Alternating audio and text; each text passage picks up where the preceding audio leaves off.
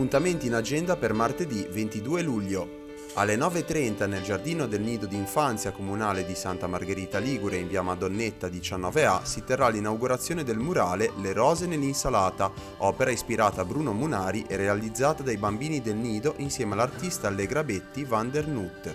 Parte la campagna di prossimità del servizio sociale di ASL 4. Il primo incontro con gli assistenti sociali si terrà dalle 9:30 alle 12 nel comune di Cicagna. Gli incontri sono dedicati ai familiari caregiver di persone in condizioni di non autosufficienza e tratteranno le aree previdenziale, sociale e giuridica. Torna Lavagna Festivart, appuntamento con l'arte e la creatività. L'edizione 2025 prende il via alle 18:30 nella cornice di Villa Spinola Grimaldi con la conferenza Viaggiare nell'arte, tenuta dal professore Sergio Audano. A seguire esposizione collettiva di pittura ed esibizione della cantante Giulia Cancedda. A Rapallo Sestiere Cappelletto organizza la festa patronale di Sant'Anna, appuntamento dalle 19:30 in via Fico 3 con l'apertura dello stand gastronomico, a seguire serata danzante con Lanterna Magica Group.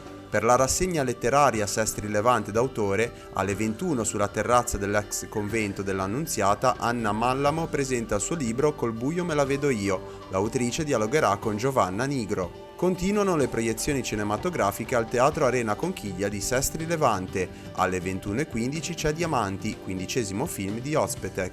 Nell'ambito della 23esima edizione di Valle Cristi Festival, alle 21:30 nel complesso monumentale di Valle Cristi a Rapallo si terrà la conferenza di Vincenzo Schettini dal titolo La fisica dell'estate. Prosegue a Chiavari la rassegna teatrale Dionisio Festival. Alle 21:30 in piazza Nostra Signora dell'Orto si terrà La Lettera, spettacolo di Paolo Nani in cui la stessa storia viene riproposta in maniere sempre diverse, variando dal western all'horror. Il Festival Paganignano di Carro continua il suo percorso musicale e approda a Bonassola per il secondo appuntamento. Alle 21:30 la Sala Ugo Maria Morosi ospiterà il Memoriam String Quartet, protagonista del progetto Quartetto e Residenza.